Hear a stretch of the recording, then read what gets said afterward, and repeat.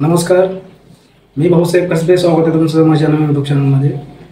मुख्यमंत्री माझी लाडकी बहीण, ज्या लाडक्या बहिणींना पती वडील नाहीत अशा लाडक्या बहिणींना आणखी शासनाने आणखी कोणतंच ऑप्शन दिलं नाही. परंतु अशा लाडक्या बहिणी घाबरू नका, काळजी करू नका.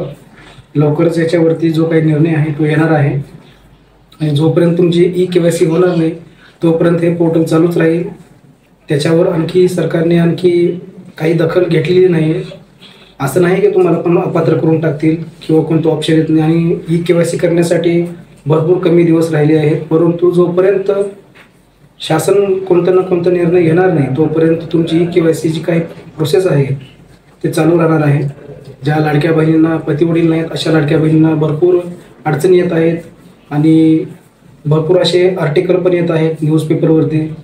ज्या लाडक्या बहिणींना पती वडील नाहीत, कुटुंबाचं तुम्ही घेऊ शकता, कुटुंबाचं आधार कार्डने तुम्ही ई-KYC करू शकता किंवा तुमच्या नातेवाईकाचं आधार कार्ड घेऊन तुम्ही ई-KYC करू शकता. असे भरपूर सारी माहिती येत आहेत. परंतु शासनाने याच्यावरती आणखी कोणताच निर्णय हा घेतला नाही.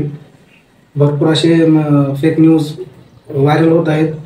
तर घाबरू नका. जोपर्यंत शासन कोणतं ना कोणतं याच्यामध्ये ऑप्शन देणार नाही, जोपर्यंत शासकीय निर्णय येणार नाही तोपर्यंत काही टेन्शन घेऊ नका. कारण लवकरच याच्यावरती शासन निर्णय हा येणार आहे आणि लवकरच तुमची ई-KYC जी काही प्रोसेस आहे ती होणार आहे. असं नाही की तुम्ही अपात्र होचाल. काळजी करू नका. लवकरच याच्याबद्दल अपडेट येईल.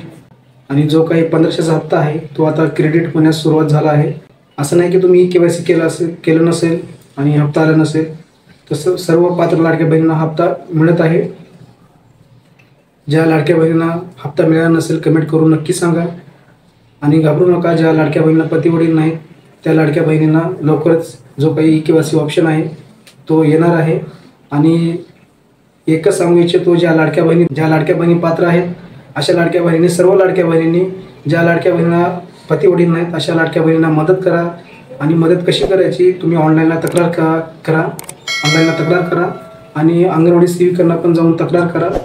ज्या लाडक्या बहिणींना पती वडील आहेत अशा लाडक्या बहिणींनी, ज्या लाडक्या बहिणींना पती वडील घटस्फोट झालेला आहे, अशा भरपूर अडचणी आहेत, अशा लाडक्या बहिणींना मदत करा. तुम्ही तक्रार करा. कारण जेवढी तक्रार तुम्ही करचाल तेवढी सरकारकडे याची नोंद होईल आणि लवकरात लवकर त्यांनी याच्यावरती काही ना काही ॲक्शन घ्यावा आणि याच्यावरती काही ना काही मार्ग काढावा. आणि अशा लाडक्या बहिणींना ई-KYC करण्यासाठी जे काही ऑप्शन आहे ते लवकरात लवकर तयार करून द्यावं आणि याच्याबद्दल लवकरात लवकर माहिती द्यावी. आणि जे काही ई-KYCची मुदत आहे ही वाढवून द्यावी. सर्व लाडक्या बहिणींनी एकच काम करा. ज्या लाडक्या बहिणींना पती वडील नाहीत, पात्र आहेत परंतु ई-KYCमुळे अडचणीमध्ये आहेत अशा लाडक्या बहिणींना मदत करा.